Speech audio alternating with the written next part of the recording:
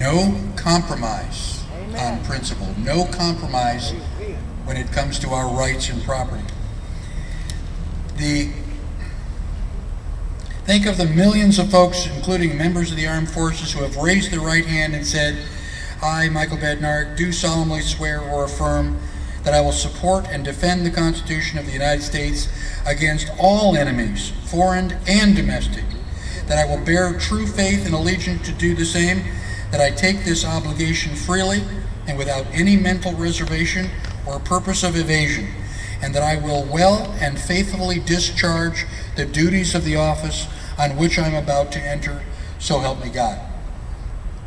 There are literally millions of people who have already taken that oath. Millions of people who have come before us to defend these principles of liberty and freedom. It is now basically our responsibility to defend those same freedoms. Basically, the script has me to describe some of these violations to the Constitution. The Constitution of the United States has been violated over many administrations across all branches of government and by both political parties. Each and every violation of the Constitution has a devastating and undermining effect on our economy, our people, our families, our way of life, and our national reputation, our prosperity, and our future.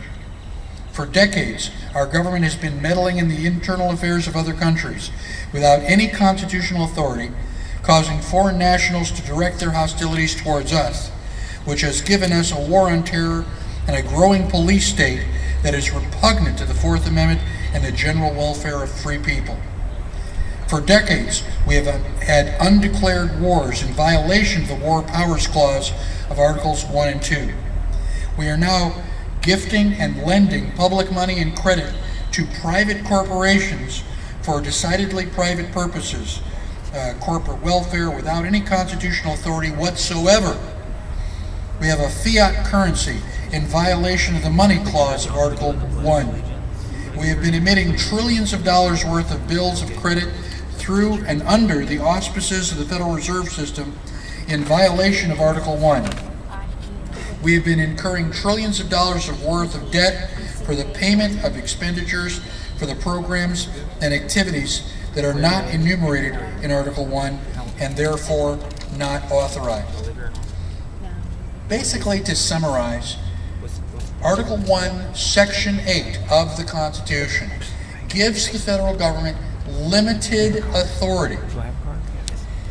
If the government of the United States is doing anything not listed in Article 1, Section 8, it is by definition unconstitutional. Right.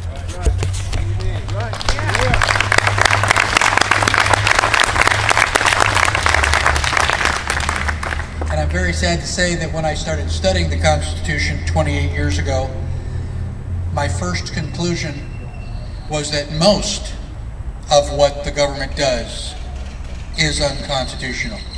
Most of what the federal government does is unconstitutional. I find that unconscionable and totally unacceptable.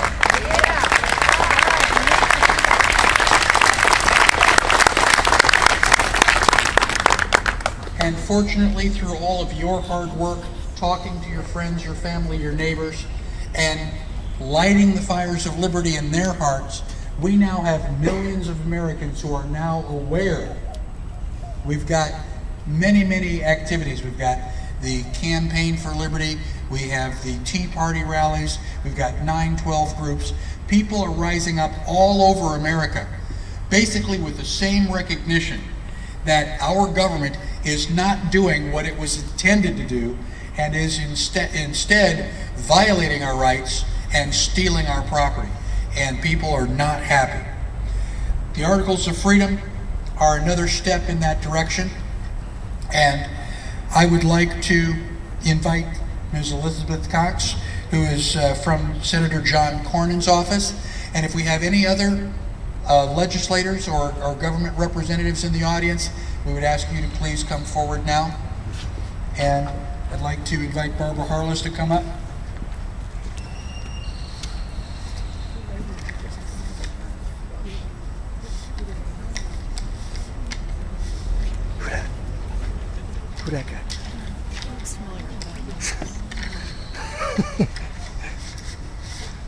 Elizabeth, I want to thank you so very much for coming here and representing Senator Cornyn's office. I sent out 218 personal invitations to all of our state and federal legislators, and I'm very proud to have you here today, and thank you so much. And I think everyone here is very glad that you are here.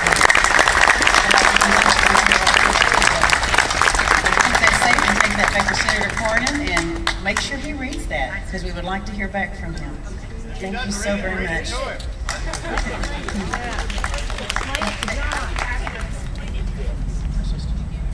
All right. And we also have here Texas House Representative Randy Weber from District 29. Thank you so much.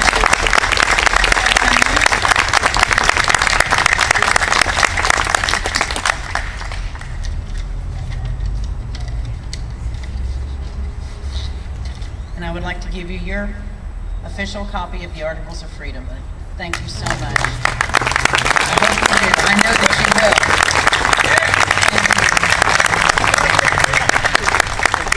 Yeah, there's going to be a pop quiz in about a month. Well, I'll be calling you.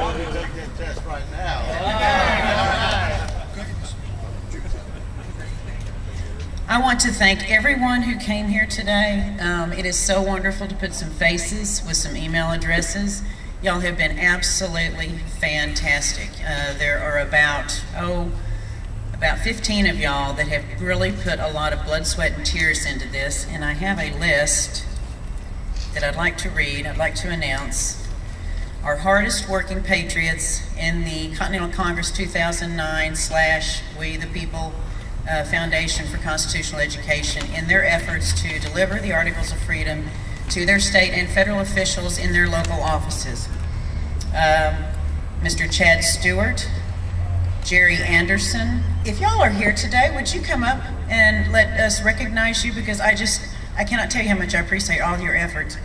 Patty McElligott, Marvin Vanoy, Susanna Ortiz, Ed Bersuto, Bob Conlon, Lyndall Valentine, Andrew Boulware, Michael Mathis, Kathy Kriske, Al Stepney, Julie Villanova, Kelly Cooper, Jeffrey Cheney. He could not be here today. He had to go to Mexico to address a tooth issue, and he'll be back and finish delivering his Articles of Freedom.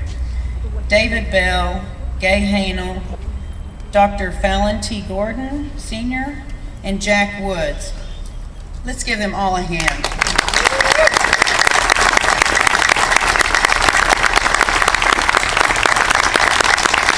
Without all of y'all's efforts, this wouldn't mean anything. Because I could deliver to all of the officials myself, but I can't be everybody's constituent, and they really only want to hear from their constituents. But we are there to support each other and the Constitution and any positive actions to bring it back. So thank you very, very, very much. We appreciate it.